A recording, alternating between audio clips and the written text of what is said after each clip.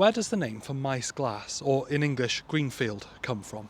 Today we're in Greenfield. It's a small village in Flintshire. Let's get into the name.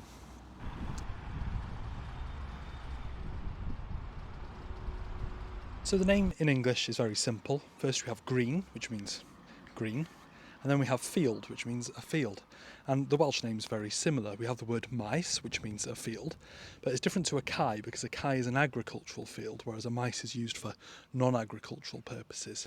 And then we have glass. Now, glass in modern Welsh is usually blue, but sometimes it can mean green or like the colour of nature. So in Welsh it also means green fields.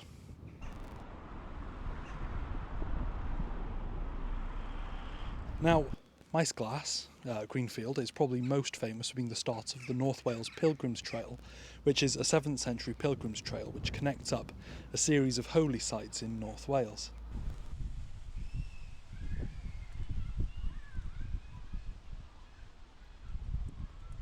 So there's 4 main sites on that trail. First there's Holywell, then there's Gwytherin, there's Clonogfawr, and then there's Bardsey Island, Ynys Enlli at the end of the Llyn.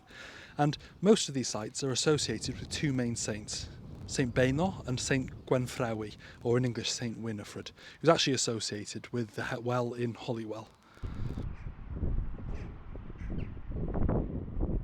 And here we have Dinas Basing, or Basingwark Abbey.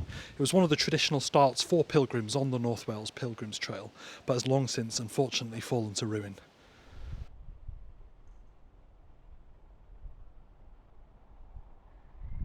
So the name, unsurprisingly, means Greenfield.